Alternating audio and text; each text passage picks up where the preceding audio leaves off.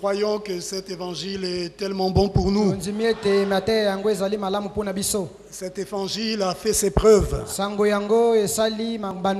S'il a délivré les uns, il délivrera les autres. Car Dieu ne fait exception de personne. Je vous salue au nom du Seigneur Jésus-Christ. Et je suis une fois de plus heureux de me retrouver ici avec vous. Et nous remercions le Seigneur pour sa grâce manifestée envers nous.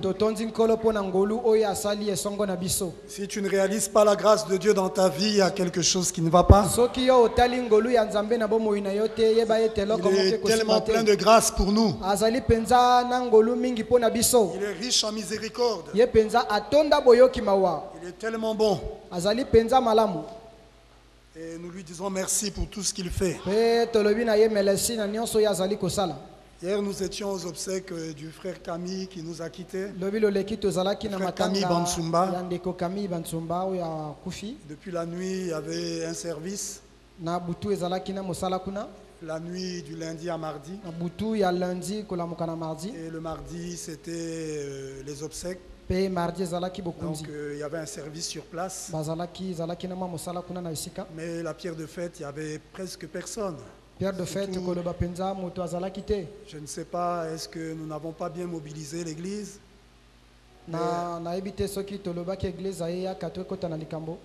Non, si nous n'avons pas bien mobilisé. Mais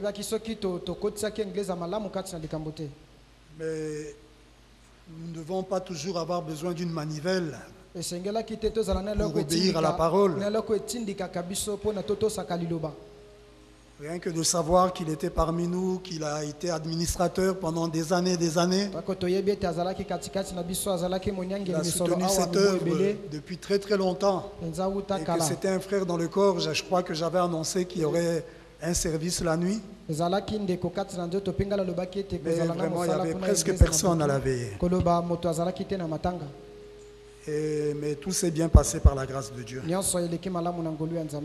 Donc hier, on était le matin au service funéraire. Le pasteur Barouti avait envoyé son assistant, le pasteur Mosendo, qui était arrivé avec une délégation. Et tout s'est bien passé. Il y a eu un service. Comme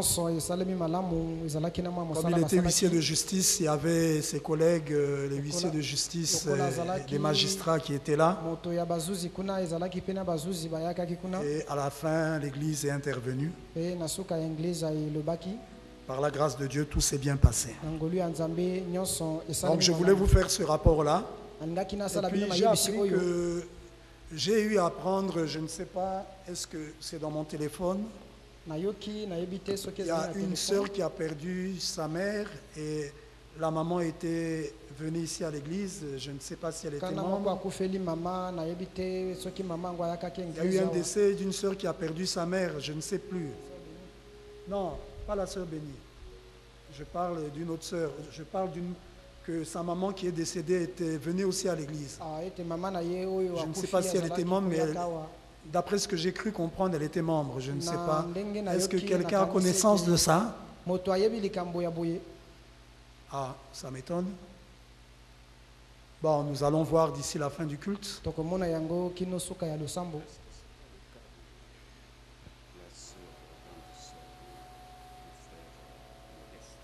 Ah, ok. Elle venait de temps en temps, elle n'est pas. Après, il est parti. Ah, ok. Ah, la grande sœur du frère Modeste, elle venait de temps en temps. Sa grande sœur. Sa grande sœur. Oui. Tu dis qu'elle venait? Elle venait, mais après, elle est partie. Ah, ok, donc ce n'était pas une membre de l'église. Donc, elle n'était pas vraiment membre comme tel. Ah, ok. D'accord, c'est ce que je voulais vérifier parce que je n'avais pas toutes les informations. Donc c'est la grande sœur d'un frère, le frère Modeste, qui venait de temps en temps. Et puis, après, elle ne venait plus. Et le président me dit qu'elle n'était pas vraiment membre ici. Donc il y a d'abord ce cas-là. Donc le frère Modeste Maoukou, je pense le nom, qui est éprouvé, qui a perdu sa grande sœur. Et puis il y a une sœur qui a perdu son mari. Là, j'ai, je pense, reçu l'information. Son mari aussi venait, mais je pense qu'il n'était pas membre. C'est la sœur qui est membre ici.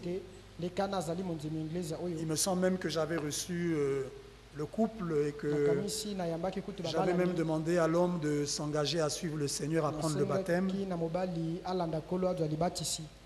Mais Dieu l'a retiré il y a, je pense, 2 jours, à l'hôpital militaire, je pense. Donc, à la fin, nous vous donnerons l'adresse exacte de la veillée afin que nous soutenions notre sœur qui a perdu son mari. Je retrouverai les SMS où les références m'ont été envoyées.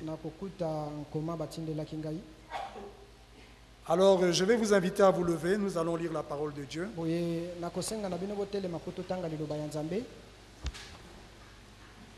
Prions.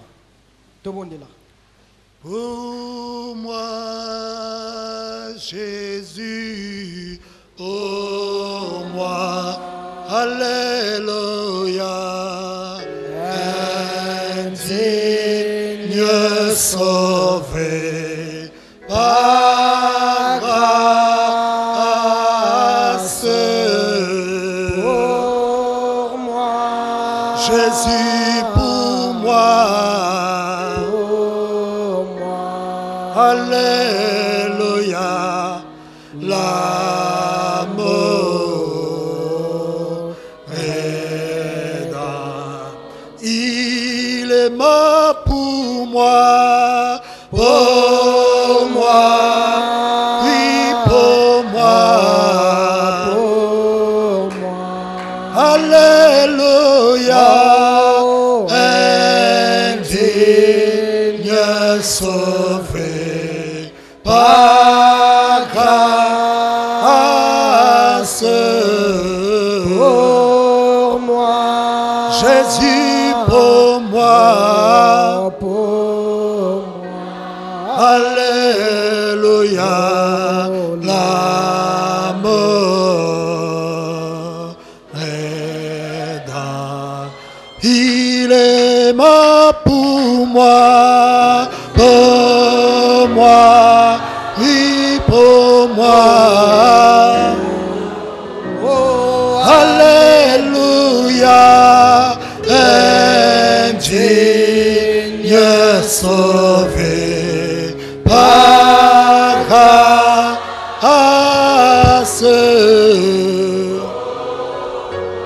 Jésus pour moi. Alléluia, l'amour rédempteur. Seigneur de gloire, oh Père, pour moi, pour mon frère, pour ma soeur, ton amour rédempteur s'est élancé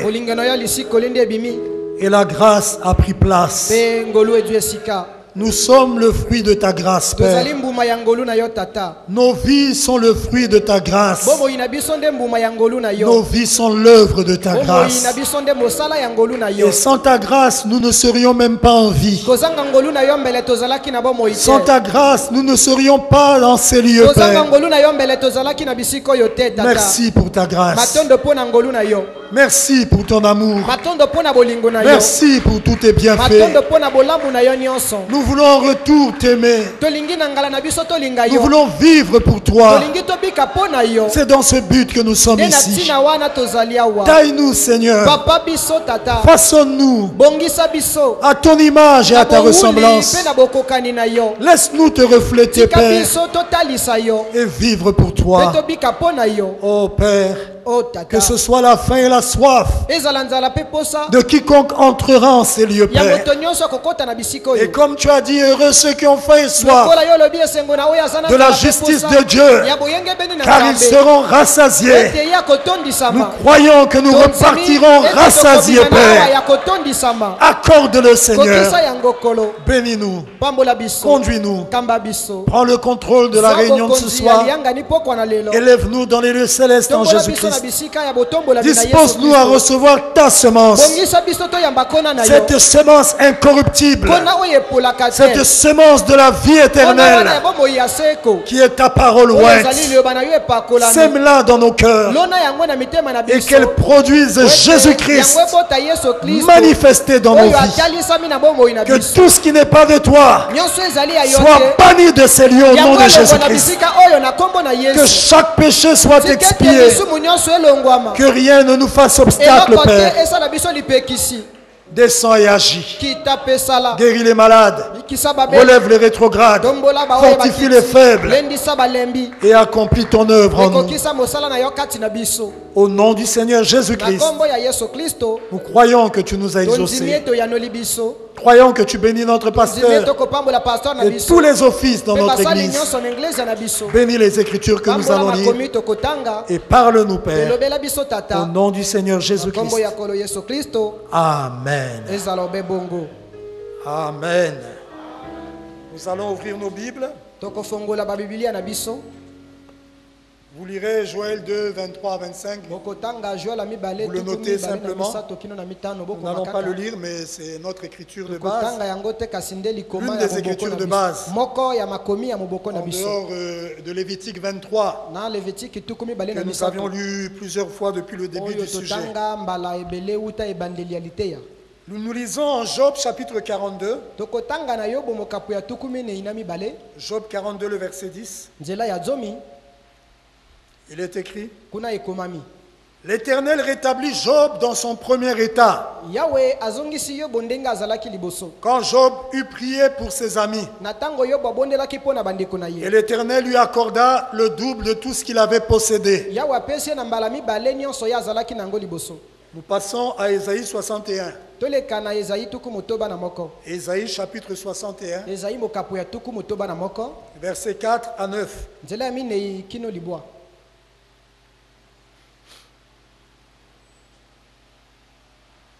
Verset 4. Ils rebâtiront sur d'anciennes ruines. Ils relèveront d'antiques décombres. Ils renouvelleront des villes ravagées. Ça montre là que c'est une restauration. C'est un rétablissement. Ils rebâtiront sur d'anciennes ruines. C'est qu'il y avait un édifice qui a été détruit et ils viennent pour restaurer. Ils relèveront toujours la restauration. Ils renouvelleront des villes ravagées qui existaient mais qui furent ravagées. Dévastées depuis longtemps. Des étrangers seront là et feront paître vos troupeaux. Des fils de l'étranger seront vos laboureurs et vos vignerons. Mais vous, on vous appellera sacrificateurs de l'Éternel. On vous nommera serviteurs de notre Dieu. Vous mangerez les richesses des nations et vous vous glorifierez de leur gloire. Au lieu de votre opprobre, vous aurez une portion double. Au lieu de l'ignominie, ils seront joyeux de leur part. Ils posséderont ainsi le double dans leur pays. Et leur joie sera éternelle. Car moi, l'Éternel, j'aime la justice. Je hais la rapine, la malice. Avec l'iniquité, je leur donnerai fidèlement leur récompense. Et je traiterai avec eux une alliance éternelle. Leur race sera connue parmi les nations et leur postérité parmi les peuples. Tous ceux qui les verront reconnaîtront qu'ils sont une race bénie de l'Éternel. Et enfin, 1 Pierre chapitre 1. 1 Pierre au chapitre 1. Nous lisons le verset 23. Puisque vous avez été régénérés, non par une semence corruptible, pas une semence qui pourrit, mais par une semence incorruptible, laquelle? Par la parole vivante et permanente de Dieu.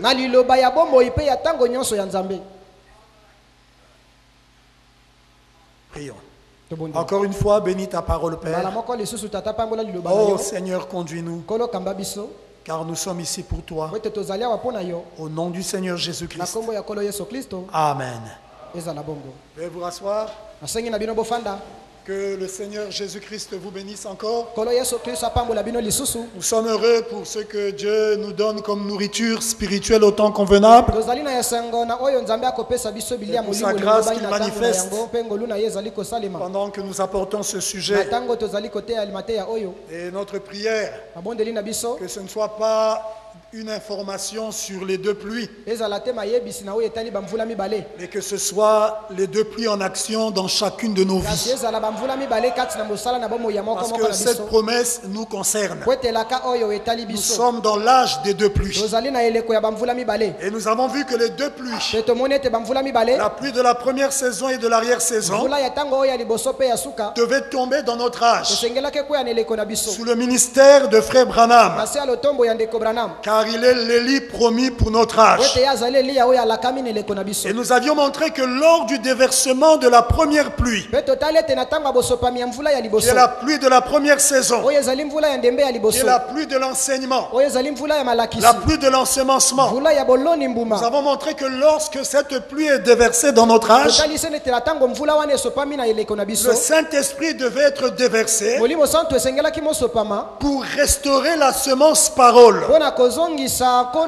l'enseignement des 12 apôtres, la parole que Paul avait eu à prêcher, l'enseignement qu'il avait eu à apporter dans le premier âge, l'enseignement que les 12 apôtres apportaient, c'était la semence parole que Dieu avait semée dans le premier âge. Mais nous avions montré comment cette semence avait été détruite jusqu'à ce que la parole soit morte.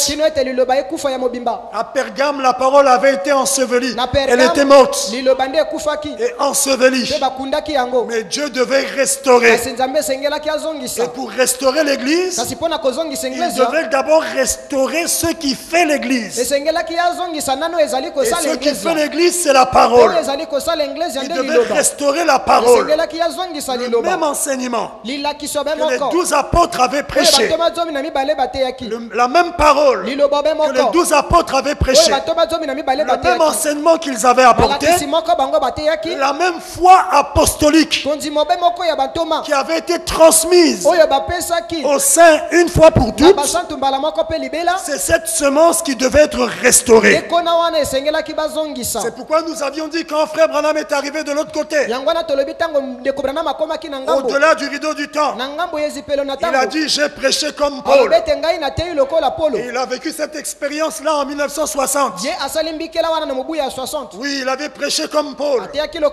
Dans la première phase de sa mission, il avait restauré l'enseignement des 12 apôtres. Il avait restauré la foi apostolique sous la pluie de la première saison. Il avait semé la semence parole. Et nous avions vu que lors de cette pluie de la première saison, Frère Branham déclare qu'il y a eu des paroles qui ont été semées. Pas une seule parole, mais plusieurs paroles. C'est pourquoi nous avions découvert que pendant la pluie de la première saison, il y a eu plusieurs semeurs qui sont venus avec des semences différentes, des semences d'espèces différentes, et qui ont semé ces semences dans le monde entier. Et nous avions vu qu'il y a eu 3 grands semeurs principaux. Et derrière chacun d'entre eux, il y en avait d'autres. Mais les 3 semeurs principaux qui ont semé sous la pluie de la première saison, il y a eu Billy Graham, lui qui a semé une semence évangélique, une semence évangélique dénominationnelle. Et son message reposait sur la parole. La parole seule, sans l'esprit. La lettre, mais la lettre tue. Et c'est l'esprit qui vivifie. Mais Billy Graham, Frère Branham déclare qu'il était un prédicateur de la parole. Lui, c'est la parole. Pas la guérison, pas les miracles, pas la puissance, mais la parole seule. C'était la semence qu'il avait semée. La semence évangélique dénominationnelle. La parole sans puissance, sans l'esprit de Dieu. Frère Branham déclare, je n'avais pas lu la citation, je vais la lire avant d'entrer dans le sujet de ce jour. Juste un bref rappel avec les citations que je n'avais pas lues. Dans les questions-réponses sur les Hébreux partie 2, au paragraphe 528, Frère Branham parle de Billy Graham. Il dit tous les légalistes et tous les autres dans le pays et les grandes églises ont dit l'époque de Billy Sunday est terminée. Mais quand ils ont vu l'église commencer à vivre un réveil, les gens ordinaires, alors il fallait qu'ils sauvent la face. Jack Fuller aurait pu occuper cette position. Mais il était trop âgé. Alors ils ont choisi Billy Graham. Et Dieu a pris Billy Graham. Où il corrige. C'est l'église baptiste qui l'a fait, qui a pris Billy Graham. Ils se sont tous rassemblés autour de lui. Et écoutez ce que le prophète déclare. Et Billy Graham n'arrive pas à la ceinture de frère Neville comme prédicateur.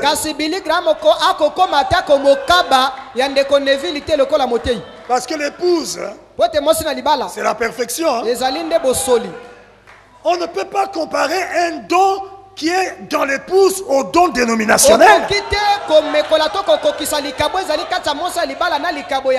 il doit avoir une grande différence. Que ce soit les prédicateurs, que ce soit les dons d'un Corinthiens 12. Mais on doit sentir la différence. Si tu fais partie de l'épouse, on sentira la différence. Le problème, c'est qu'il y a des dons qui œuvrent dans les églises du message, mais des dons qui ne font pas partie de l'épouse. C'est pas parce que tu as un don et que tu es dans une église du message que tu fais partie de l'épouse. On entre dans l'épouse de Christ par le baptême du Saint-Esprit.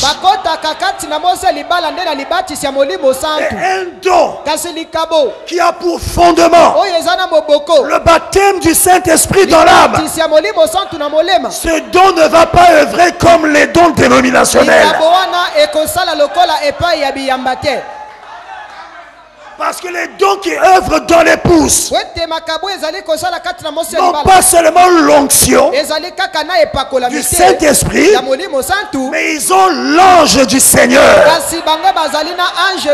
cet ange-là, c'est Elohim. Je vous dis la vérité. Les dons de l'épouse ont l'ange puissant d'Apocalypse 10 dans leur corps. Et c'est cet être-là qui utilise les dons. Si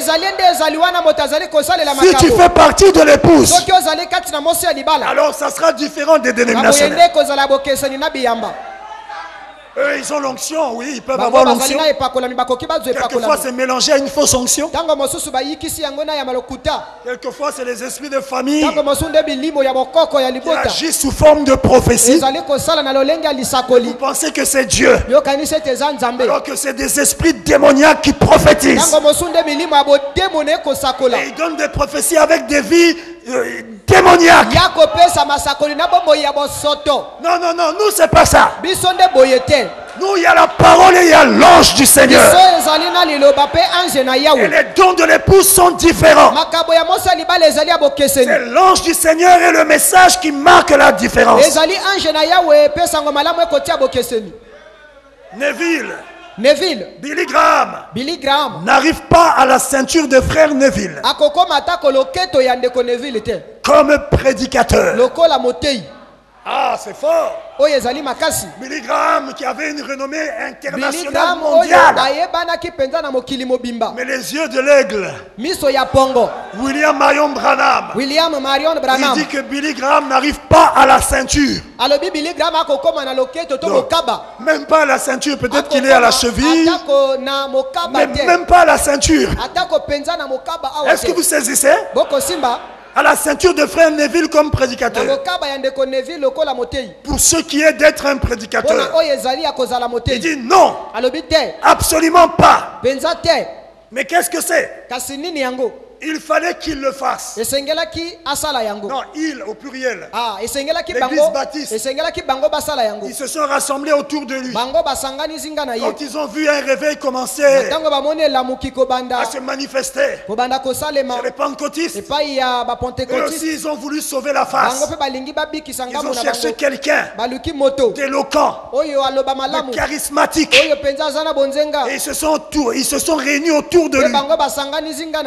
Et ils l'ont lancé partout. Le frère Branham déclare qu'il n'arrive pas à la ceinture de frère Neville. Mais qu'est-ce que c'est? Il fallait qu'il le fasse. Ça, c'est un organisme. Et tout le monde se regroupe, se rassemble là autour. Billy dit la même chose. Vous voyez? Il fallait qu'il le fasse. Il fallait que ça se fasse pour accomplir la parole de Dieu. Il n'avait pas l'esprit autour duquel se rallier. Il n'avait pas le Saint-Esprit autour duquel se réunir. Alors il leur a fallu prendre la parole et se rallier, se réunir autour d'elle. Pas l'esprit, ils ont juste pris la parole, la lettre. Et c'est donc ce qu'ils ont fait. Billy, c'est-à-dire Billy Graham, est un prédicateur de la parole. Lui, c'est la parole. Il est épatant. Non, il est épatant. Ah, voilà. Et ils se sont ralliés autour. Et comme ça, tous les formalistes froids se sont ralliés à eux. Billy Graham, prédicateur de la parole, sans l'esprit. C'est ça la semence évangélique dénominationnelle qu'il a semée. C'était la lettre. Il était le semeur principal de ce groupe-là. Une semence. C'était la parole sans la vie. Sans l'esprit. Oral Roberts, le deuxième semeur principal. Lui, il a semé la semence pentecôtiste dénominationnelle. Et lui, il reposait sur la puissance, la guérison, les miracles. C'était ça son fondement. La puissance, la guérison, les miracles. Billy Graham, la parole. Oral Roberts, les miracles. C'était là la semence pentecôtiste dénominationnelle qu'il a semée. La semence de la guérison, la semence des miracles. Et frère Branham déclare dans le signe, prêché le 28 novembre 63, paragraphe 85, il dit cela symbolise le ministère d'aujourd'hui. Cela symbolise le message de Billy Graham, de la grâce au monde, le message d'Oral Roberts comme étant la puissance au monde. Billy Graham, avec la parole, frère Branham déclare, il était fort dans le message de repentance. Avec la parole, il pouvait couper, il attaquait les pécheurs, il les amenait sous la condamnation. Il était spécial dans le message de repentance et de la grâce pour le monde. C'était ça son message. Et le message d'Oral Roberts comme étant la puissance au monde. Billy Graham, c'était un message de grâce, de repentance qu'il a proclamé dans le monde. C'était la semence évangélique dénominationnelle. Et Oral Roberts, le message de la puissance qu'il a proclamé au monde.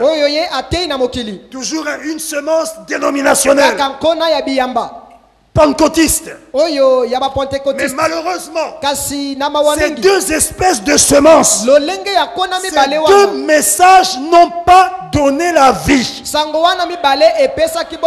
J'insiste sur ça, parce que c'était des semences dénominationnelles. Et frère Branham dit que la dénomination c'est la mort. Or la vie ne peut pas venir de quelque chose qui est mort. Un message mort ne peut pas donner la vie. La dénomination c'est la mort. Elle ne peut donner la vie. Les deux semences de Billy Graham, Oral Roberts n'ont pas donné la vie. C'était des semences hybridées. Il y avait la parole mélangée aux pensées humaines. Et quand vous mélangez la parole avec des pensées humaines, elle ne peut donner la vie. Parce que c'est hybride. Est-ce que vous êtes avec moi? Elle ne peut pas produire la vie de Dieu. Parce que ce mélange-là, c'est la mort. C'est pourquoi nous avions montré que Billy Graham et Oral Roberts, frère Branham aussi les représente au travers des deux anges qui avaient accompagné Elohim, qui avaient visité Abraham. Il y avait Elohim au milieu, dans un corps de chair. Il y avait Billy Graham, dans un, qui représentait, plutôt il y avait Gabriel, dans un corps de chair, qui représentait Billy Graham. Et il y avait Oral Michael, dans un corps de chair, qui représentait Oral Roberts. Et ils ont visité Abraham à la 7e visitation, qui représente le 7e âge de l'église. Et vous verrez que les deux mésanges ne sont pas restés avec Abraham, mais Elohim était resté avec Abraham. Et les deux anges étaient partis à Sodome et Gomorrhe. Et Branham déclare, voilà Oral Roberts et Billy Graham qui ont été envoyés vers l'église nominale, vers l'église du monde, vers l'église dénominationnelle, tandis que Elohim est resté avec le groupe élu qui était sorti de Sodome. Et les deux anges là, ils sont allés là-bas à Sodome et Gomorrhe. Frère Branham déclare, et la Bible le confirme, que leur message, qu'est-ce qui a produit leur message? Ça a aveuglé les sodomites. Ça les a aveuglés. Et leur message a apporté le feu qui a détruit Sodome et Gomorrhe. Ça a aveuglé les sodomites. La Bible en Genèse chapitre 9 démontre. Vous lirez ça à partir du verset 1 au verset 11. Genèse 9. Que quand les deux anges ont croisé Lot, Lot a dit, mais Seigneur, ne pensez pas. Il a dit alors que quand Abraham avait croisé les trois, il a dit, mon Seigneur. Il a compris qu'il n'y a pas trois dieux. Il n'y a qu'un seul Dieu en trois fonctions. Mais l'autre, le dénominationnel, lui il a dit, mais Seigneur, oh, il y a trois personnes ou deux personnes en Dieu. Il y a Dieu le Père, Dieu le Fils. Lui c'est mes seigneurs. Et il les a invités à aller chez lui. Et quand les deux anges sont arrivés chez lui, ils étaient en train de communier avec Lot. La Bible déclare. Qu'est-ce qui s'est passé? Au verset 1, 2, 3, 4. Le verset 4. Alors qu'ils ont mangé là-bas. Genèse 9, verset 4. Il n'était pas encore couché que les gens de la ville, les gens de Sodome, entourèrent la maison. Depuis les enfants jusqu'aux vieillards. Toute la population était accourue. Ils appelèrent Lot. Donc ils l'ont fait sortir. Et il lui dit, l'autre est sorti de la maison, les anges étaient là dans la maison. Où sont les hommes qui sont entrés chez toi cette nuit? Fais-les sortir vers nous pour que nous les connaissions. Très bien. Le connaissions là, ce n'était pas faire leur connaissance. Souvenez-vous, c'était Sodome. Là où la sodomie existait en plein. L'homosexualité. Est-ce que vous comprenez ça? Ils avaient changé l'usage normal de la femme. Et ils sont allés dans des usages de contre-nature. Contraire à la parole. La sodomie, l'homosexualité. C'est pourquoi les rapports là sont appelés sodomie. Ça vient du mot Sodome. La ville a été pleine de ça. Et quand ils ont vu les deux hommes entrer chez l'autre, la population est venue. Et la population a exigé à l'autre, fallait sortir pour que nous ayons des rapports sexuels avec, que nous les connaissions. Depuis les plus petits jusqu'aux vieillards. Frère Branham déclare, si Dieu ne détruit pas les États-Unis et ce monde, il devra se repentir d'avoir détruit Sodome et Gomorrhe. Parce que la même chose qui se passait là-bas, c'est ce qui se passe de nos jours en pire. Attention, sortez de ces esprits-là. Ah oui, parce que ces esprits-là sont aussi ici, à Brazza au Congo. Comme la télé c'est l'enfer vision. Vous voulez calquer la vie sur l'Europe, l'Occident. Et ces esprits-là par la télévision infestent nos pays en Afrique. Et c'est arrivé ici. Les PD, il y en a dans la rue. Dieu peut te délivrer si tu es ici. C'est une perversion. Sors de cet esprit. Jésus est mort pour toi, pour que tu sois libre de ça.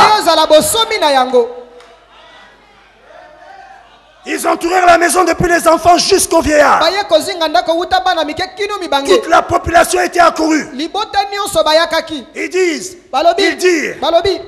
non, ils appelèrent l'autre et lui dirent, où sont les hommes qui sont entrés chez toi cette nuit? Fais-les sortir afin que nous les connaissions. L'autre sortit vers eux à l'entrée de la maison. Il s'est placé à l'entrée de la maison devant la porte. Il ferma la porte derrière lui.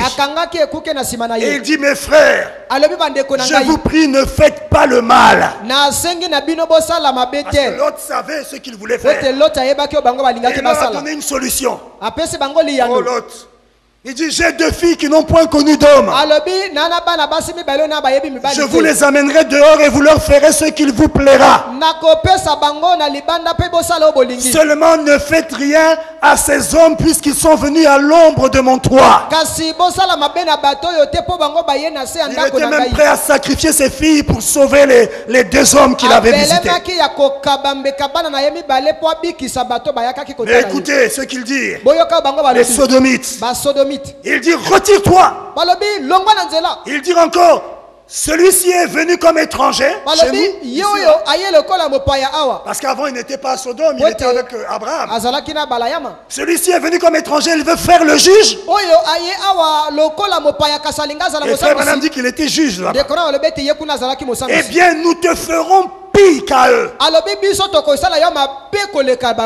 Donc ils étaient prêts à lui faire aussi la même chose à lui.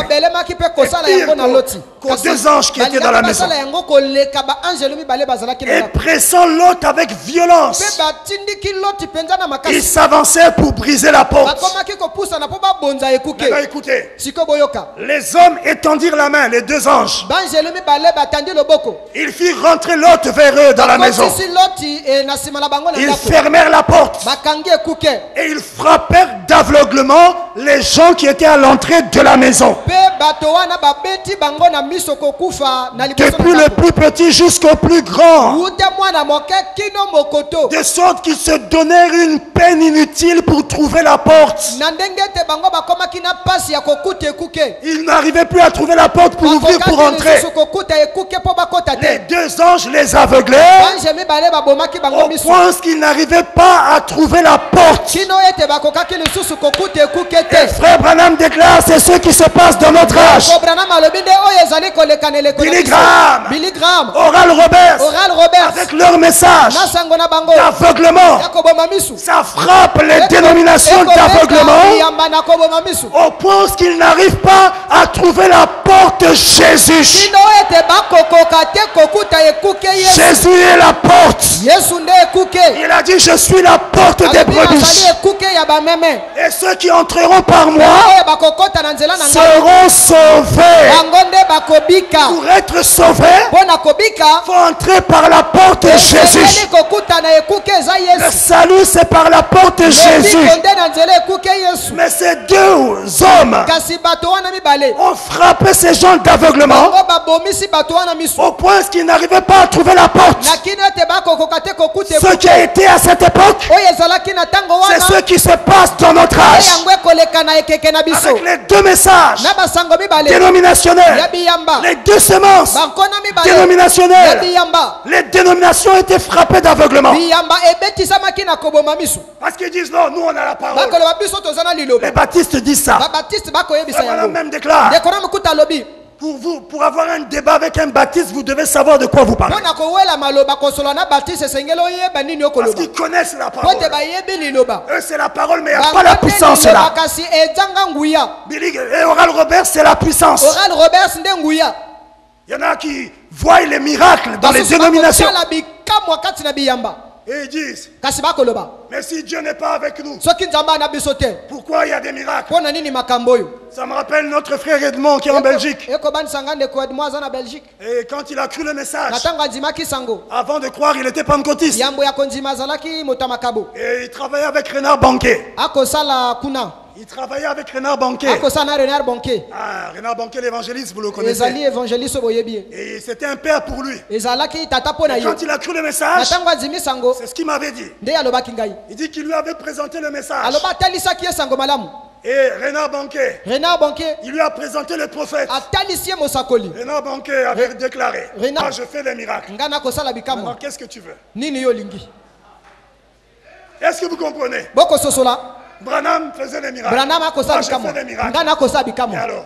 Donc tu me dis maintenant de suivre alors que le même Dieu m'utilise. Donc c'est un aveuglement. Ils ne saisissent pas qu'au-delà des miracles, Dieu a envoyé Branham pour la mission du salut des âmes. Et celui qui reçoit celui que j'ai envoyé, Qu'est-ce qu'il reçoit? Il me reçoit, dit Jésus. Celui qui reçoit un prophète en qualité de prophète, c'est-à-dire dans la mission que ce prophète-là a, recevra la récompense de prophète. C'est bien que frère Branham faisait des miracles, mais discerne quelle est sa mission. Qu'est-ce que l'ange a dit en juin 33? De même que j'ai envoyé Jean-Baptiste pour préparer ma première venue. Je t'envoie. Qui? Toi, Branham. Je t'envoie. Pas j'envoie des prédicateurs. Pas j'envoie des évangélistes. Je t'envoie avec un message pour préparer ma seconde venue.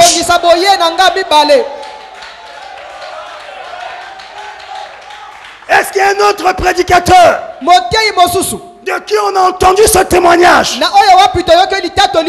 un témoignage secret. Oh, Dieu m'avait dit dans ma chambre qu'il m'a envoyé pour préparer la venue de Jésus. Avec Branham, ce n'était pas un témoignage secret. À 14 heures, alors qu'il baptisait, les gens étaient sur la rive. Lui, il était dans l'eau. Et alors qu'il baptisait, je crois la 17e personne, il disait: Père, alors que je la baptise dans l'eau, toi baptise-la du Saint-Esprit. Tout d'un coup, une lumière a quitté le ciel sous la forme d'une étoile et s'est posée au-dessus de lui. Et la foi est sortie. De même que j'ai envoyé Jean-Baptiste pour préparer ma première venue, je t'envoie avec un message pour préparer ma seconde venue. Ceux qui étaient sur la rive ont commencé à s'évanouir. C'était terrible. Et les journaux canadiens ont annoncé qu'une lumière mystérieuse est apparue au-dessus d'un prédicateur alors qu'il faisait un service de baptême. C'était public. Qui a ce témoignage-là? Qui peut dire que Dieu lui a dit ça et qu'il nous fasse voir la confirmation? Imitateur, assieds-toi. Celui qui reçoit un prophète en qualité de prophète, il reçoit la récompense de prophète. Et nous avons reçu frère Branham en qualité de prophète. Pas un simple prophète, un prophète messager. Élie le prophète qui est venu nous préparer pour la seconde venue. C'est pourquoi nous allons recevoir la récompense. Si tu as cru le message de tout ton cœur et que tu es sincère, tu aimes le message, tu veux vivre le message, tu es amoureux de la parole, je te dis, l'enlèvement c'est pour toi. Parce que tu ne peux pas aimer le message si tu n'es pas de la profondeur du message. Nous n'aimons pas le message parce que nous sommes bénis. Nous n'aimons pas le message parce que nous avons de l'argent. Que ça caille. Que ça caille pas. Nous aimons le message. Le message est la vérité. C'est notre nature. C'est notre vie. Qu'il y ait le mariage, qu'il y ait le travail ou pas, le message, c'est ma profondeur. Même si tout le monde abandonne le message, même si ma famille abandonne, même si mon mari abandonne, mais moi, toi seul, tu serviras l'Éternel.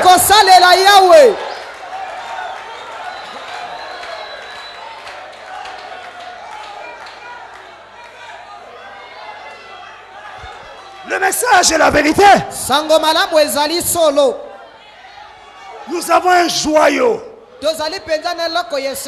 Un diamant. Le message de l'heure.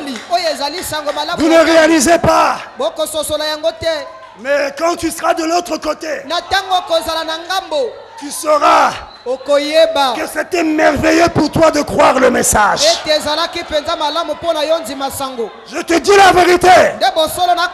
Et toi qui es encore là chancelant, qui n'arrive pas à croire, je te dis crois le message.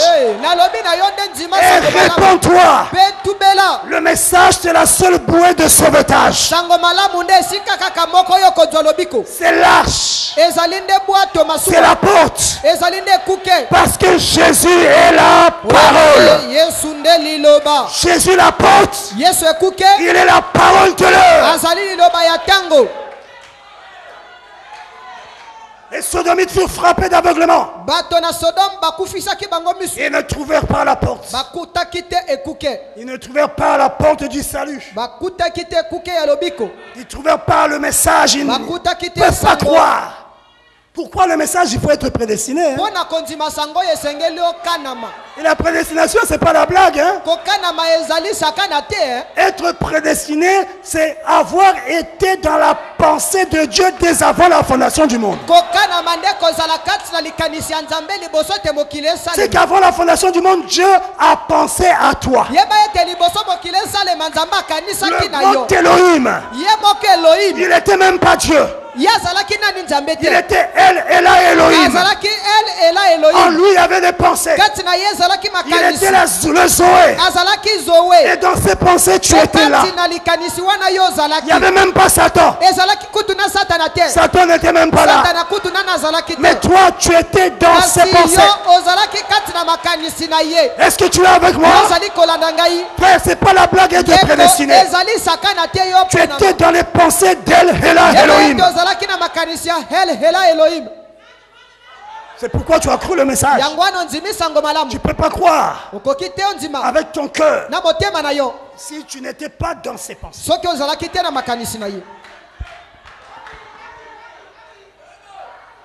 Et comme Dieu est dans un triage, pour trier entre les vrais prédestinés et les faux, il envoie les épreuves. Pour trier. Parce que Jésus, lui, c'est pas le nombre qui compte. Lui, il ne cherche pas la quantité. Il cherche la qualité. Il avait une foule de prédicateurs. 70.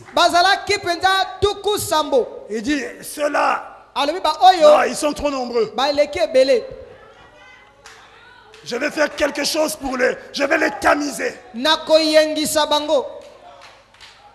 fait une déclaration qu'il n'explique pas. Celui qui ne mange de ma chair et qui ne boit de mon sang n'a pas la vie en lui-même. Il lâche la bombe pas. Déclaration grave.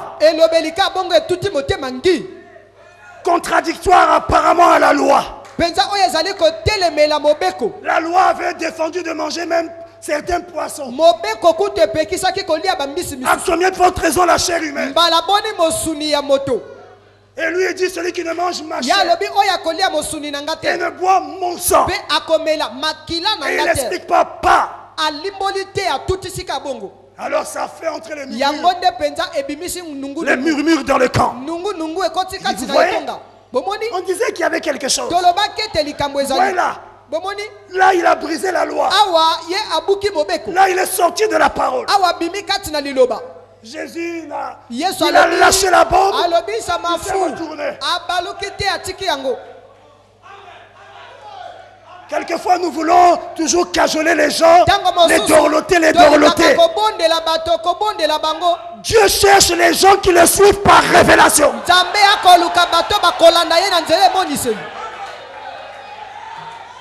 C'est ce que je disais à un diacre au téléphone hier. Je dis, frère, c'est bien de dorloter. Mais quand on dorlote trop, là, il y a quelque chose qui ne va pas. Je veux ceux qui suivent la cause parce qu'ils ont la révélation de la cause. Comme je parle ici à la pierre de fête. Je ne sais pas pourquoi toi tu es ici. Moi je ne sais pas. Mais Dieu le sait. Si tu es ici par révélation, pour la vie éternelle, gloire à Dieu. Mais si tu es ici pour autre chose, je connais ça aussi.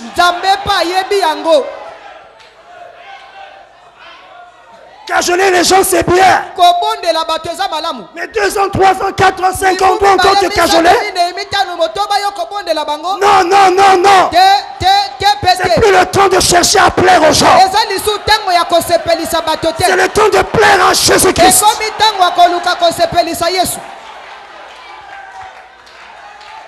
Dieu cherche la qualité, pas la quantité. Et après cette déclaration grave, non expliquée. Non, pasteur, mais qu'est-ce que tu as voulu dire? C'est bien, poser des questions. Mais il faut aussi prier. Seigneur, est-ce que ce qui a été dit là, c'est toi? Ça aussi, c'est important. Parce que frère Branham déclare, un homme inspiré est souvent mal compris. Et les gens ne comprennent pas. Mais plus tard, quelquefois c'est quand c'est trop tard. Et quand il a lâché la bombe, frère, la grande majorité des prédicateurs, ils étaient des prédicateurs, hein? Ils avaient été loin. Ils avaient l'onction. Ils ont quitté Jésus. Cette parole est dure. Qui peut l'écouter? Il dit, vous voyez? Alors allons-y. Après Jésus se retourne. Il voit les 12. Au lieu de dire, oh, mais où sont passés les autres? Allez les chercher. Il dit, mais vous ne partez pas? Ah, ça c'est quel pasteur? C'était le pasteur, le bon berger Jésus. Souvent nous pensons que la bonté c'est seulement parler pour te faire du bien, te beurrer, te bercer. Un pasteur peut dire des choses dures, très dures, mais pourtant c'est pour ton bien. Il ne faut pas toujours qu'on vous beurre, qu'on vous caresse. Là vous êtes des plantes hybrides, mais une véritable semence. Ah, elle, une véritable semence, une plante originale. On n'a pas besoin à chaque fois de l'arroser. Elle est rude. Elle sait d'où elle vient. Elle sait en qui elle a cru. Et si tu es ici parce que tu sais en qui tu as cru, c'est pas en l'homme seulement. Quoi qu'on doit croire en l'homme, mais notre foi est fondée en Jésus-Christ, le rocher inamovible, le rocher des âges. Moi je te décevrai, mais il y en a un qui ne te décevra pas. C'est qui? Jésus-Christ. Mais il peut te tester, hein, pour voir si tu es véritablement croyant. Est-ce que vous êtes avec moi? Ah, mais je viens d'où là? Pourquoi je suis entré là? Dieu sait pourquoi je suis entré là. Revenons au sujet. Il faut avoir la révélation du message. Savoir que le message est la vérité. Le seul Le salut dans notre âge, c'est le message. Le véritable salut. Et les deux anges, par leur parole, par leur miracle, ont aveuglé les sodomites. Ils les empêchèrent de trouver la porte. Frère Branham déclare dans les douleurs de l'enfantement. Paragraphe 155. Il dit, eh bien, ça c'est ce qui s'est passé à cette époque-là. Juste pour vous montrer le dernier signe qu'a vu Abraham. Le groupe élu qui était séparé. Loin de Sodome. Maintenant, peu importe ce que vous faites, ne manquez pas cette parabole-ci. Le groupe qui était séparé n'était pas dans Sodome au départ. Mais deux des anges sont descendus à Sodome. Et quand ils sont arrivés là-bas, nous y trouvons Lot. Et on l'a trouvé dans un état rétrograde. C'étaient tous des homosexuels. Des perversions de toutes sortes. Vous connaissez l'histoire. Mais il y en avait un qui était resté avec Abraham. C'était Elohim. Et les deux là, ils ont prêché la parole là-bas. La prédication de la parole les a frappés d'aveuglement. Ils n'arrivaient pas à retrouver la porte. Voilà ce qui se passe aujourd'hui dans Abraham et sa postérité. Du 18 avril 61. Il est écrit au paragraphe 83. Observez ce que celui qui était descendu prêcher. Qu'avait-il fait? Il a crié sortez. Qu'avait-il fait? Pas beaucoup de miracles. Il n'y en avait pas tellement d'accomplis. Il avait seulement aveuglé leurs yeux. La prédication de l'évangile aveugle les yeux des incroyants. Qu'était-ce? Il a aveuglé leurs yeux de sorte qu'ils ne voient pas la porte. C'est ça le problème aujourd'hui. Ils ne connaissent pas la porte. La gloire de Jésus, le Saint-Esprit vivant pour l'Église. Ils ne connaissent pas la porte et ils ne la trouvent pas, à moins qu'ils soient prédestinés. Amen. Il avait très bien prêché, mais il les a aveuglés, les empêchant de voir la porte. Voilà ce qu'a été les deux premières semences. La semence évangélique dénominationnelle de Billy Graham. La semence pentecôtiste dénominationnelle d'Oral Roberts. Des semences dénominationnelles n'ayant pas la faculté de donner la vie, de donner le salut, mais ça a produit la mort, l'aveuglement. Parce que les mêmes eaux qui avaient sauvé Noé, les mêmes eaux ont condamné aussi les incroyants. La parole sauve aussi et condamne. Mais là, dans notre contexte, c'est le genre de parole qu'ils avaient, le genre de semences qu'ils avaient, qui ne pouvaient pas donner la vie de Dieu. Voilà ce qu'étaient les deux premiers semeurs. Les deux anges qui étaient allés à Sodome et Gomorrhe. Mais il y avait un troisième ange, un troisième semeur, Elohim. Lui, il était resté avec Abraham, parce qu'Abraham avait reçu la promesse d'un fils promis. Mais la semence qu'il avait n'avait pas aussi la vie. Elle était morte. Il a fallu qu'Elohim le visite. Et comme Elohim est l'auteur de la vie, il est la vie même.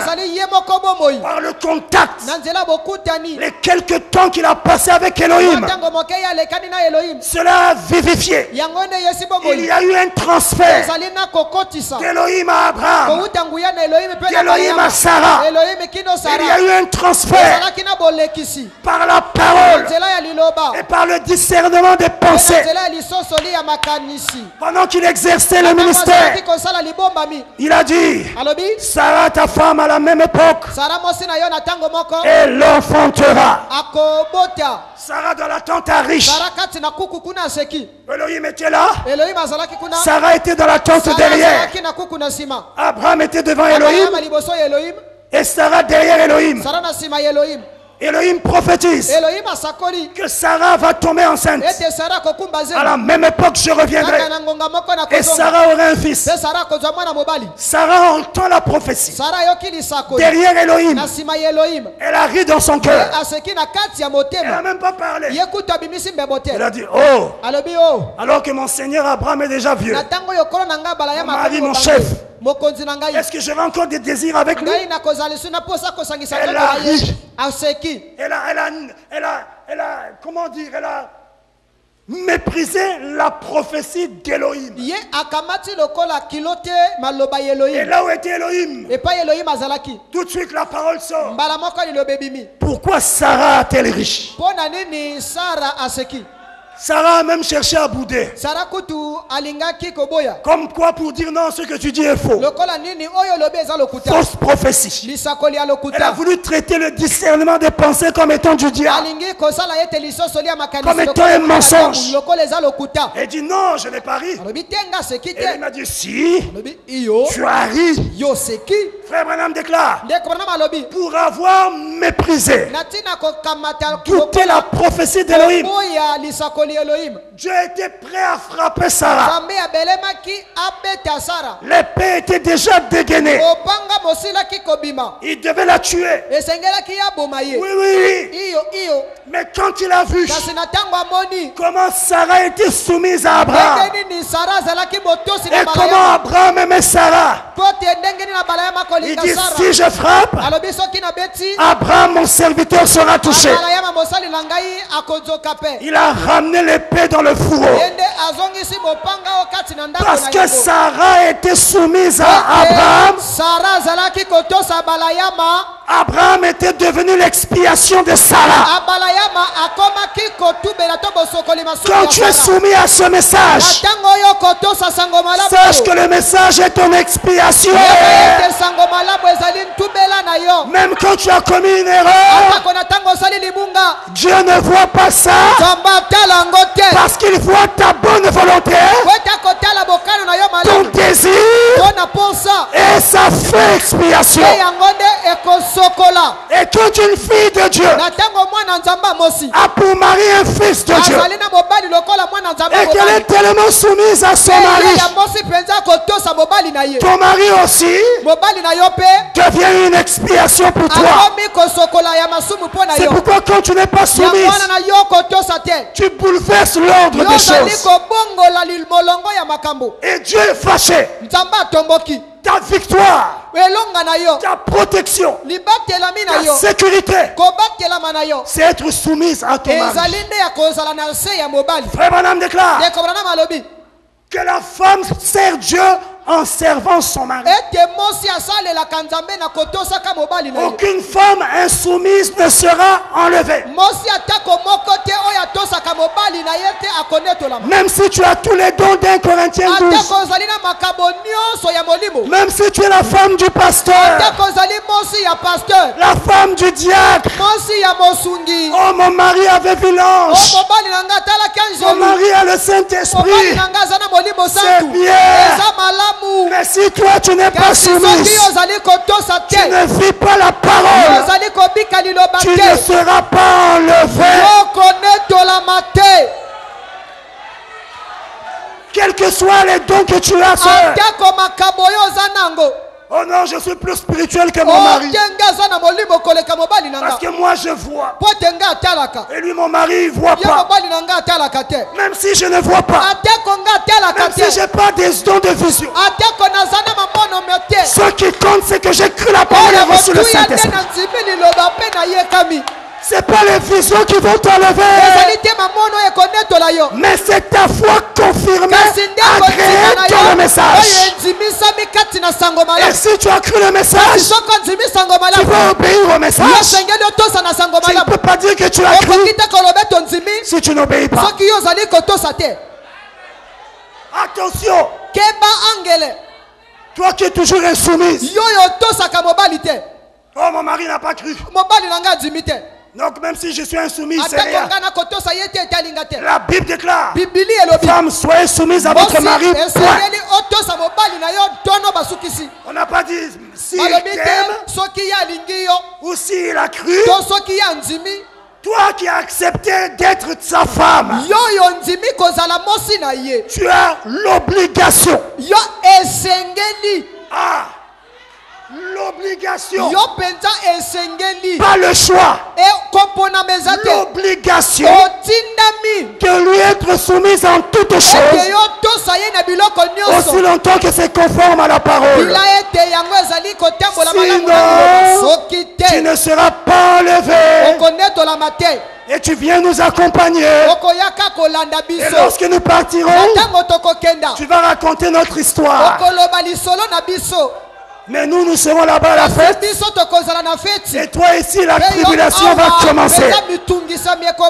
Attention. Sortez de l'insoumission. Oh non, mon mari ne donne pas des habits. Il ne paye rien. C'est pourquoi moi je fais ceci. Tu n'as pas compris pourquoi tu es ici. Tu fais le mal parce que lui il te fait mal. Et tu rends le mal. Mais tu n'as pas compris ce que tu fais ici. L'écriture ne dit-elle pas de deux qui seront sur un lit, l'un sera pris, l'autre sera laissé. Qui sera pris? Mais celui qui vit toute la parole.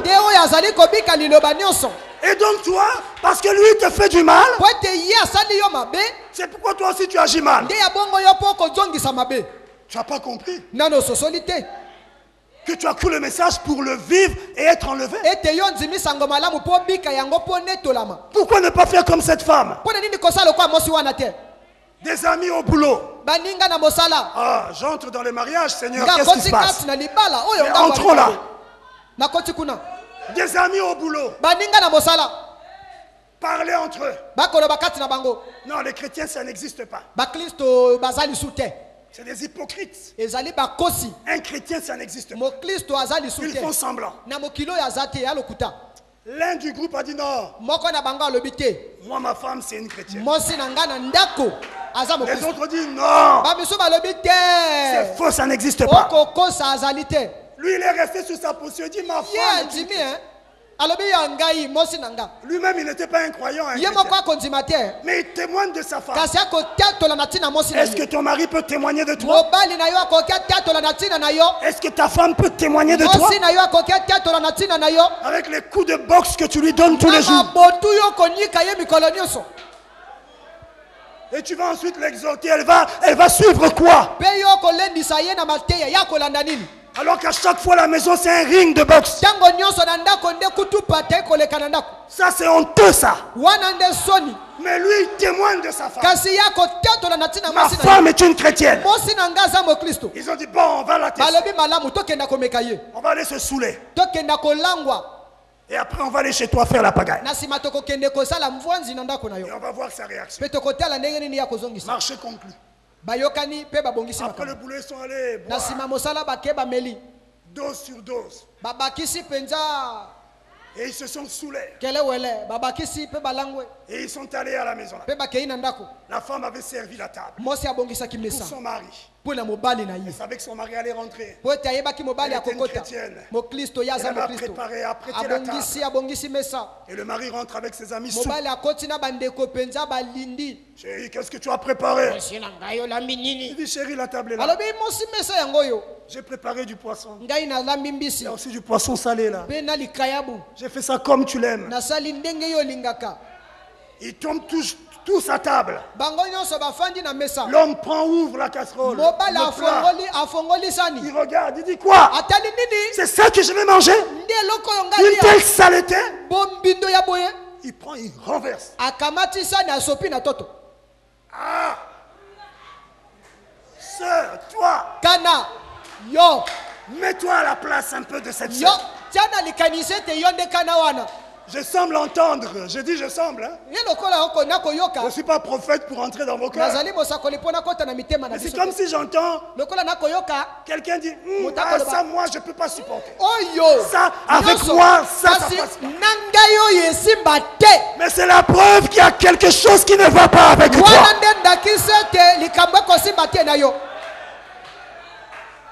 Parce que le Saint-Esprit dans une personne ne va pas changer en toi. Il a jeté le plat. Les autres amis ont commencé même à vomir à table. La sœur dit pardon chérie. Pardonne-moi. Ça ne t'a pas plu. Je vais aller préparer autre chose. Elle a ramassé. Elle a nettoyé. Elle va dans la cuisine en chantant. Oh Seigneur, aide-moi à porter ma croix. Oh, les anges étaient là. Au ciel, les anges étaient debout. Parce qu'ils savaient qu'un défi avait été lancé. Et ils voulaient voir, mais est-ce qu'elle va relever le défi? Ça me rappelle toujours lors de la guerre en 97. Alors qu'on était au village. Moi, ma mère, mes petits frères et le pasteur Cyril. Et là-bas, on avait nos prières en famille. Chaque matin, chaque soir. Et la journée, on allait se consacrer dans la savane, la forêt. Donc les gens savaient que eux là, c'est des chrétiens. Ça, c'est des chrétiens. Et un jour, ma mère va chez le chef du village dans la parcelle payer des tomates. Et elle a payé les tomates. On lui a rendu la monnaie. Or, il y avait plus. Elle ne savait pas. Elle sort avec ses tomates. Elle chantait. Tout d'un coup, quelque chose lui dit, regarde l'argent. Et elle compte. Et ils m'ont rendu plus. Or, au même moment là-bas, ils s'étaient rendus compte qu'ils avaient donné plus. C'était une grande parcelle, il y avait beaucoup de maisons. Et après, ils se sont dit, bon, comme elle est chrétienne, elle va revenir. Si elle est chrétienne, elle va revenir. Et elle partait sans savoir. Et l'esprit lui dit, compte. De quel compte? C'était plus. Sur le champ, demi-tour. Elle ne s'est pas dit, est-ce qu'ils savent, est-ce qu'ils ne savent pas? C'est pas mon argent, demi-tour. Est-ce que toi, tu peux faire ça? Il y en a quand on leur rend en plus. Ils disent, oh, c'est Dieu qui m'a béni. Laissez-moi ça. Ça, c'est pas Dieu qui t'a béni, non. Elle repart. Elle entre dans la parcelle. Et tous étaient assis là. Ils ont fait comme s'il n'y avait rien. Ils lui ont posé la question. Mais man, qu'est-ce qu'il y a? Et elle dit, mais non, vous m'avez rendu trop d'argent. Tout le monde s'est écrié. Mais oui, vous voyez que c'est une chrétienne.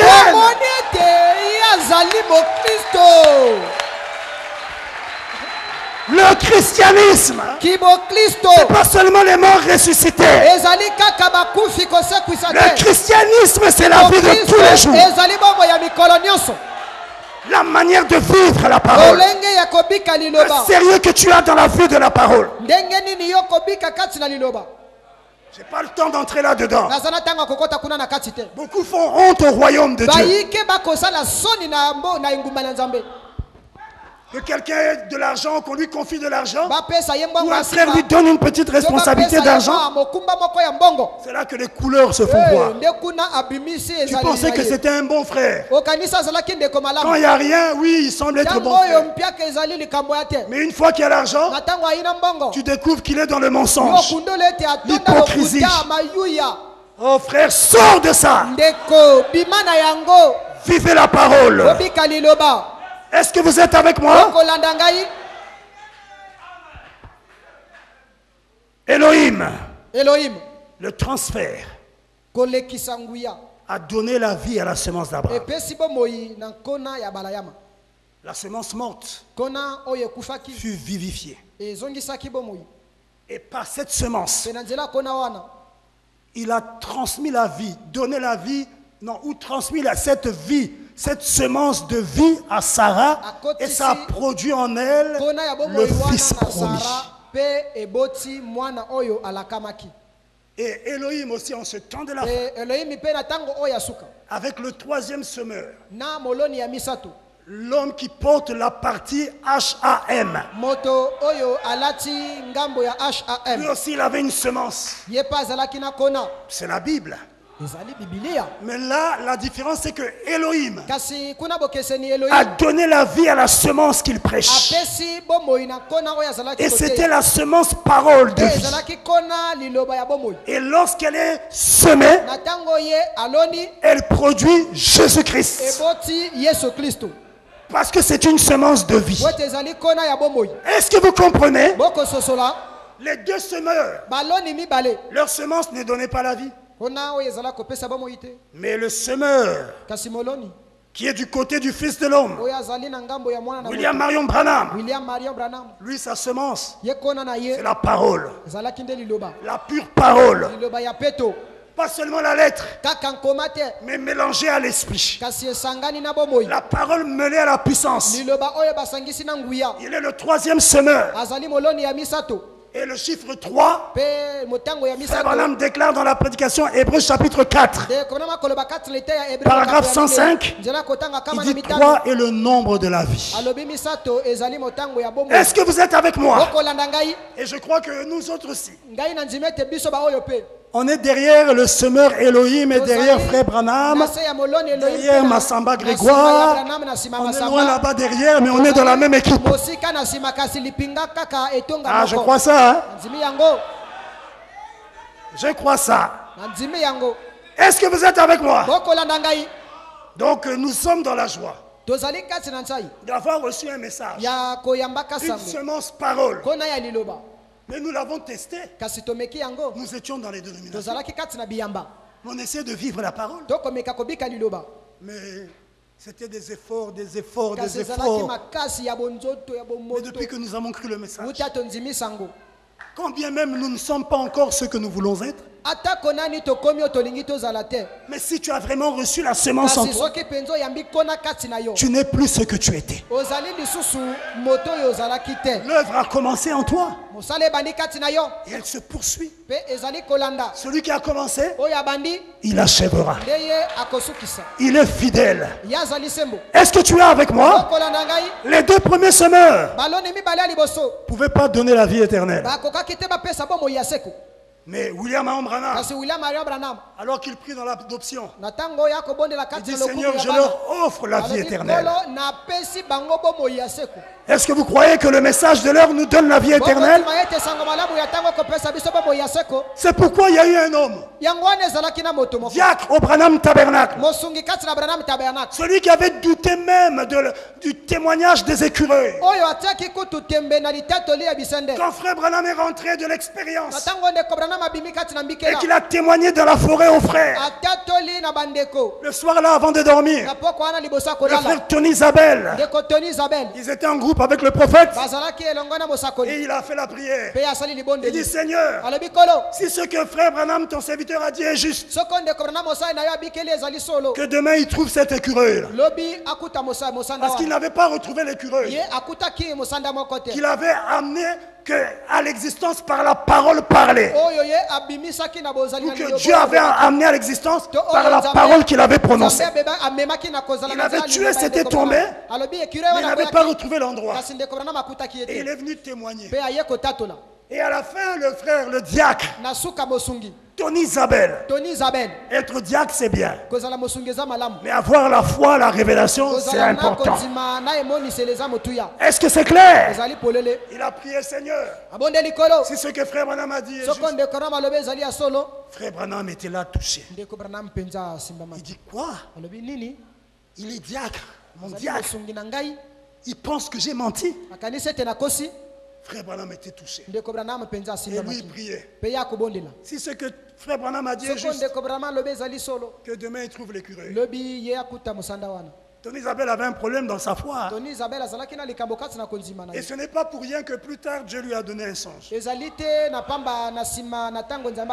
est le songe qu'il a eu?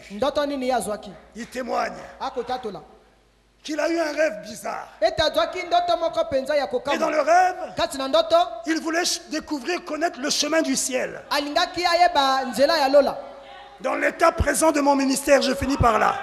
Vous allez voir que la semence d'Oral Roberts et de Billy Graham ne pouvait pas donner la vie éternelle. Paragraphe 80. L'état présent de mon ministère. Du 8 septembre 62. Un de nos diacres ici. Je ne sais pas s'il est ici ce soir ou pas. Il s'agit de frère Tony Isabelle. D'habitude, il est ici. Il est venu vers moi et il m'a dit ici. Il n'y a pas longtemps avant qu'il devint. Il est venu par ici. Il est venu vers moi et il m'a dit ici. Et qu'est-ce que j'ai fait? Il y a une répétition là. Et il a dit, j'ai fait un rêve. Un rêve bizarre. Il a dit, j'ai rêvé que j'essayais de trouver mon chemin vers le ciel. C'est le chemin de la vie éternelle. Hein? Dit-il, j'ai vu venir un homme vêtu d'une toge noire. Une toge noire.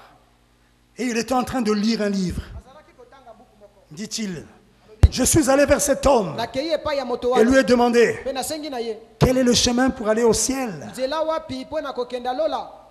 Il répondit, demande à cet homme devant moi là-bas. Donc lui, il ne connaissait pas. Et frère Branham va dire que c'était deux pasteurs, des bons amis à lui. Et ailleurs, il demande que c'était Billy Graham et Oral Roberts. Il dit, Billy Graham a dit non, va demander à l'homme qui est devant moi.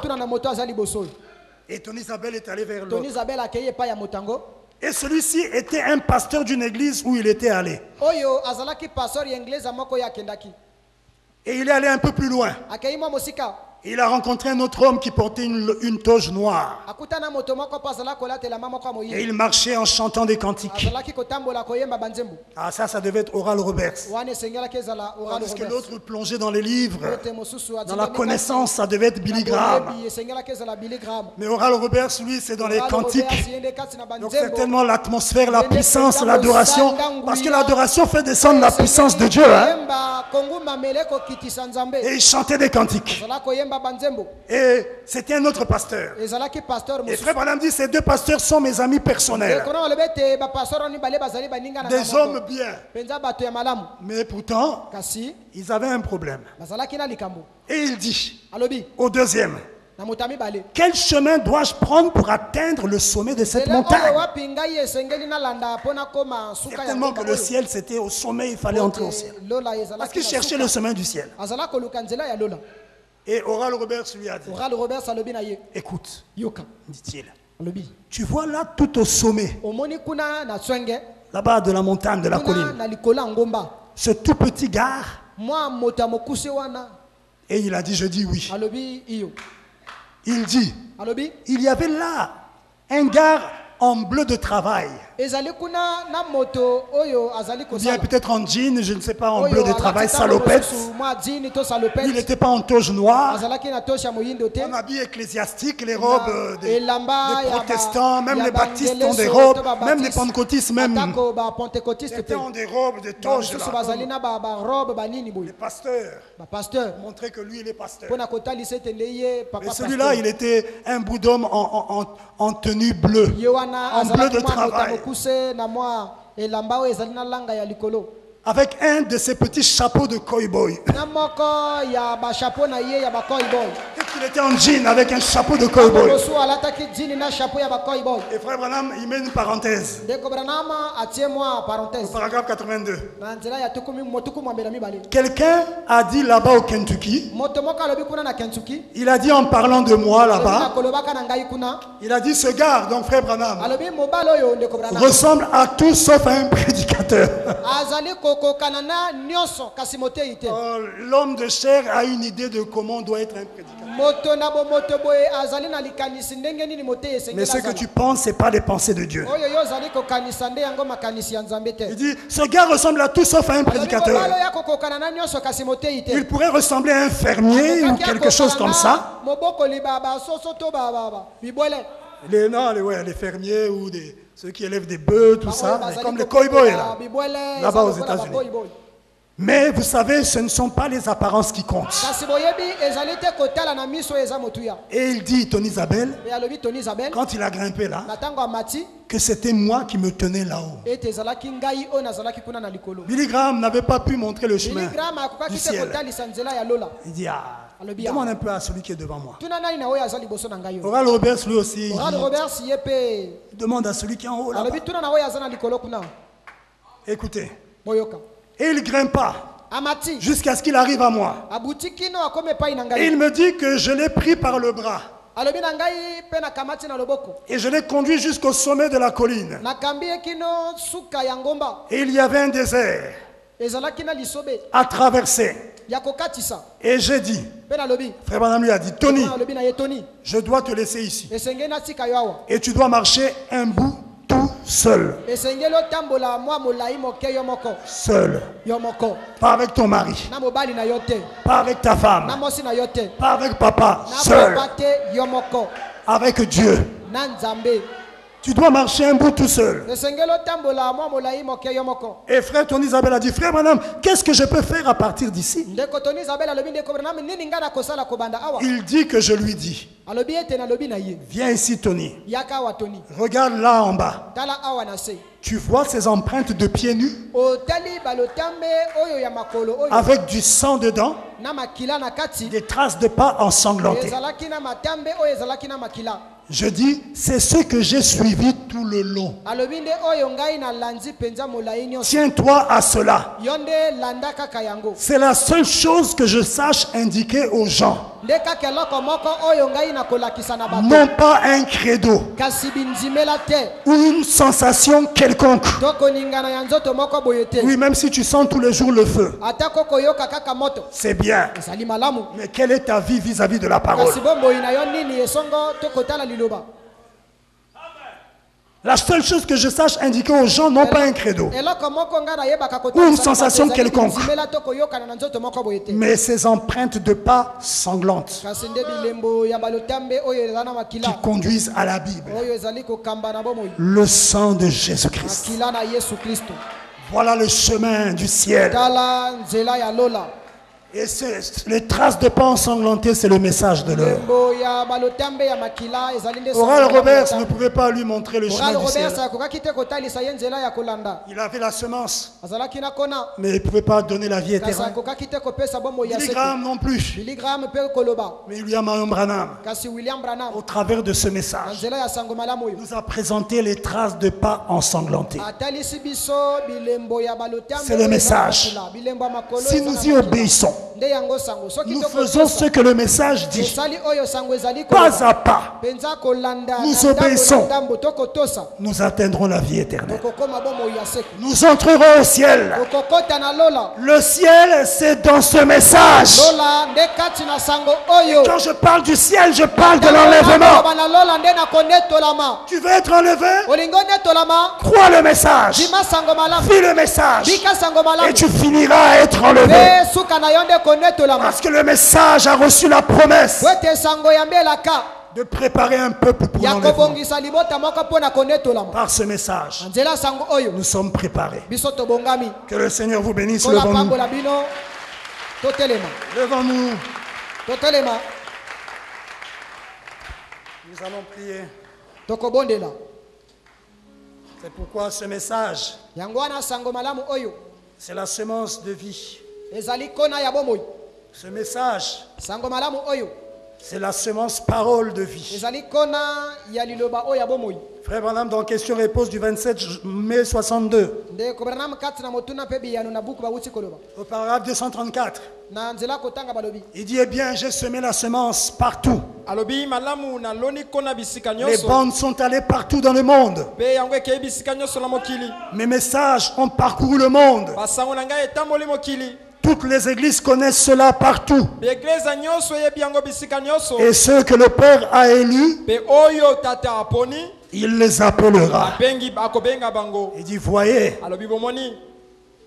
Et dans la prédication, la voix du cygne, le 13 mars 64, au paragraphe 106, il dit, je sais que vous, beaucoup de gens aimeraient faire cela. Je ne vous réprimande pas là. Ces bandes vont à travers le monde, vous voyez, partout. Je ne vous réprimande pas, mais je réprimande tout le monde. Là où on retrouve ces choses. Je suis un semeur des semences. C'est tout ce que je sais faire. C'est à vous de prendre la décision. Fuyez la colère à venir, mes amis. Fuis la colère à venir. Entre dans le message. C'est la semence de vie. Et elle te donnera la vie. J'ai trouvé en Jésus l'ami qui est toute chose pour moi. C'est le plus beau. 10 000 pour mon âme.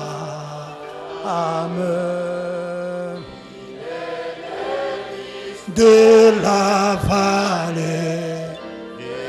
En lui seul je trouve ma purification et ma guérison. Oh, mon réconfort dans les peines.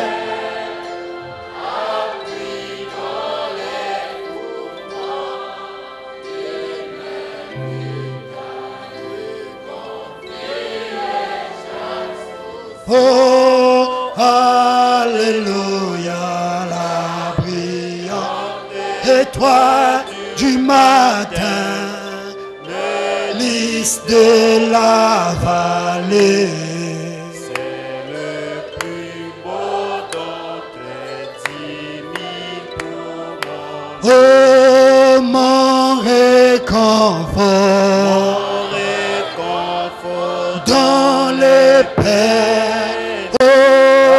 Puis dans les tourments, il m'invite à lui confier chaque souci. Alléluia, la brillante étoile du matin, le lys de la vallée.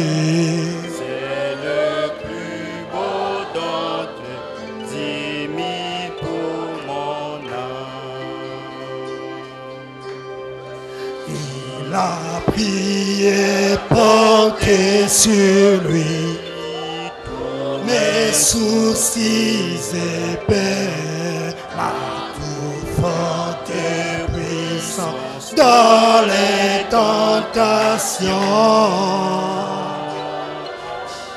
Aimé de feu t'abandonner, ôter de mon cœur. Par sa puissance immédiate. Même si le monde, même si ta famille t'abandonne, pour que Satan me tente, j'atteindrai sûrement le but. Alléluia. Étoile du matin, lys de la vallée.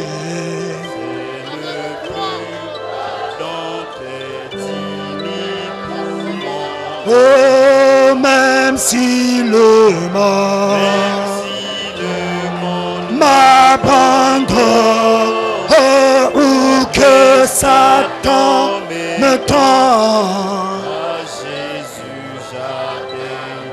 sûrement le but. Alléluia.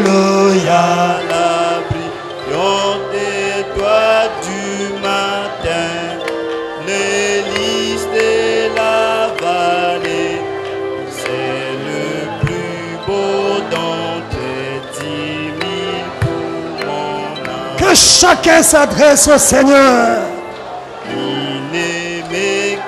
Le message de l'heure, c'est le chemin du ciel. C'est la semence de la vie.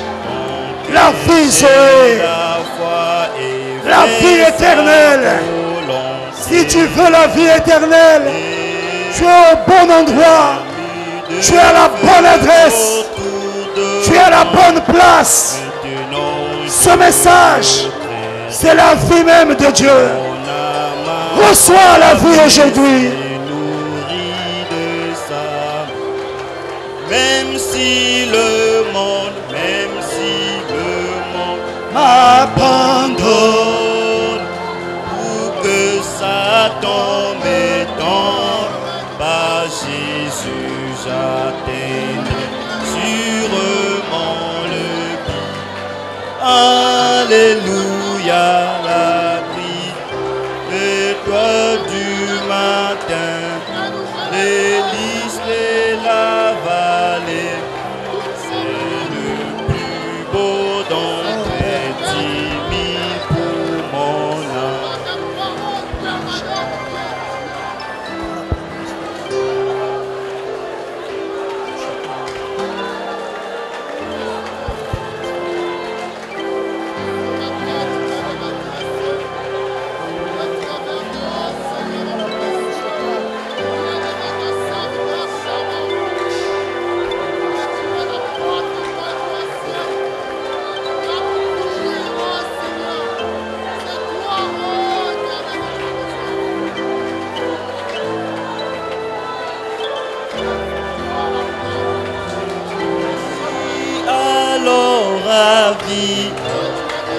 Ravi dans la gloire pour voir sa face bénie à jamais pour le fleuve des lys. Alléluia, la brillante étoile du matin, le lys de la vallée. C'est le plus beau d'entre 10 000 pour mon âme.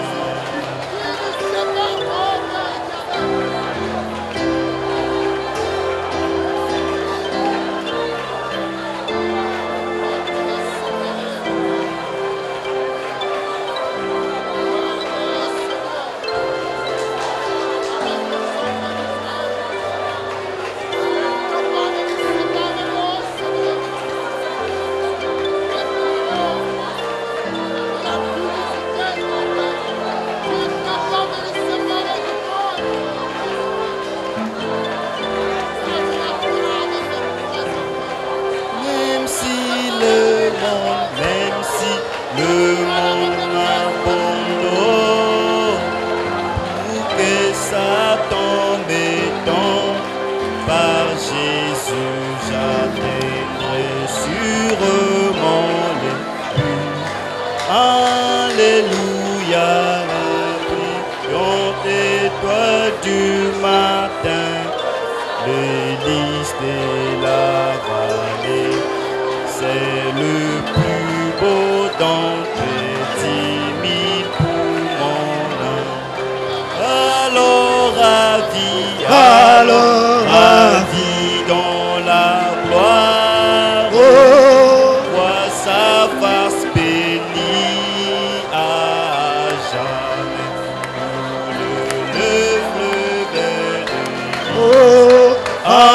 Alléluia, brillante étoile du matin, délice de la vallée, c'est le plus beau d'entre 10 000 pour mon âme.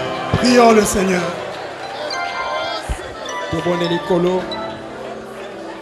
Seigneur de gloire,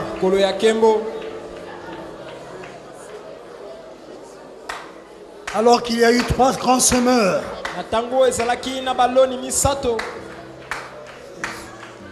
sous la pluie de la première saison dans notre âge, mais tu nous as fait la grâce d'être du nombre de ceux qui sont et qui ont reçu pour semeur William Marion Branham. Quelle grâce! Avec la semence parole, la parole pure, non frelatée, non hybridée, la semence parole de la vie éternelle. Oh Père, pour beaucoup nous étions dans les dénominations. Peut-être que nous étions ensemencés de la semence de Billy Graham ou de la semence d'Oral Robert. Mais quand le temps est arrivé, le Dieu qui est riche en miséricorde nous a fait grâce. Tu as ouvert nos yeux pour que nous voyions le message de l'heure. Tu as ouvert nos yeux qui étaient aveugles pour que nous voyions la porte de l'arche, la porte de Jésus, le message de l'heure. Oh Seigneur, c'est une grâce. C'est ton amour pour nous. Souvent nous nous habituons au fait que nous sommes dans le message. Ça devient tellement ordinaire pour nous. Aide-nous, Père, à ne pas prendre cela à la légère. C'est une grâce. C'est un privilège dont nous ne serons peut-être pas totalement conscients sur la terre. Mais lorsque nous arriverons de l'autre côté, au-delà du rideau du temps, nous saisirons que ce message, c'est même ça notre vie. Merci Père. Nous t'élevons, nous te glorifions, nous t'exaltons pour la parole, le message de l'heure, pour William Marion Branham. Merci pour l'ange puissant d'Apocalypse 10. Merci pour Massamba Grégoire, notre pasteur. Merci pour la véritable semence, la semence incorruptible dont nous avons été ensemencés ici. Laisse-nous garder la semence dans nos cœurs, l'entretenir, l'arroser, et qu'elle croisse jusqu'à produire pleinement Jésus-Christ dans chacune de nos vies. Accorde le Père que les herbes Les mauvaises herbes qui étouffent la semence. Les soucis de la vie. Les pierres. Que tout ce qui empêche à la semence parole de croître dans les cœurs des élus. Au nom de Jésus-Christ. Que cela soit ôté au nom de Jésus-Christ. Mais que la semence s'enracine profondément dans les cœurs prédestinés. Qu'elle produise selon son espèce la vie de Jésus-Christ. Que le péché s'éloigne au nom de Jésus-Christ. Que l'incrédulité s'éloigne au nom de Jésus-Christ. Que les choses du monde s'éloignent au nom de Jésus-Christ. Que la parole s'enracine, s'incarne dans chaque âme prédestinée. Au nom de Jésus-Christ.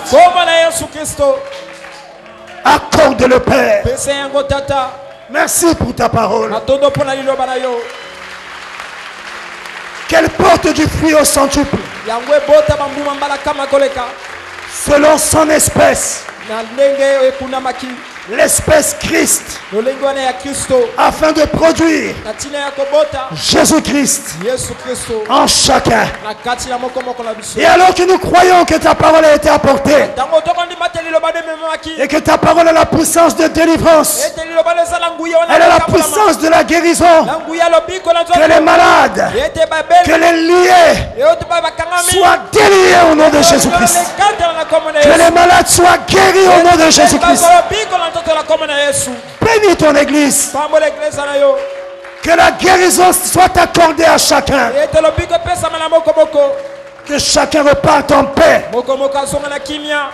Dans la gloire de la Shekinah. Merci Seigneur. Merci pour tout. Bénis mon frère. Bénis ma soeur. Bénis notre pasteur. Massama Grégoire. Bénis notre pasteur Ludovic. Bénis tous nos offices. Rendre avec chacun. Prends la prééminence de nos vies. Et conduis-nous dans ta victoire. Au nom du Seigneur Jésus-Christ. Amen. Amen. Oh, gloire à Dieu. Que Dieu vous bénisse. Je vous invite à vous saluer. Nous sommes arrivés à la fin.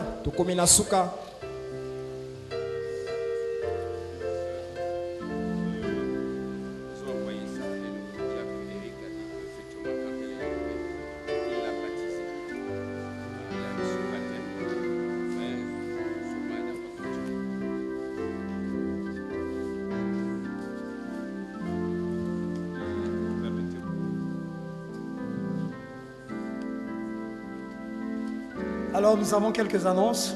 Le frère Maoku Modeste a la profonde douleur d'annoncer à l'église le décès de sa grande sœur.